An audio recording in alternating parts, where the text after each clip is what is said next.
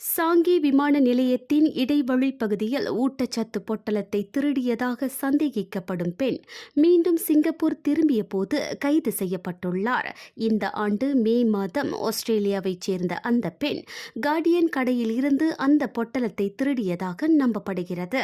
அதன் மதிப்பு சுமார் 500 சிங்கப்பூர் வெள்ளி. பெண்ணின் அடையாளத்தை காவல்துறை கண்டுபிடித்துவிட்டது. ஆனால் அவர் அப்போது சிங்கப்பூரிலிருந்து புறப்பட்டு விட்டார்.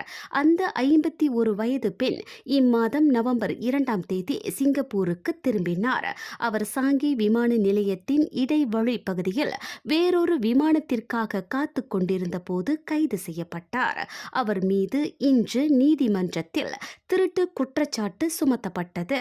குற்றம் நிரூபிக்கப்பட்டால் 7 ஆண்டு வரை சிறை, அபராதம் அல்லது இரண்டும் விதிக்கப்படலாம்.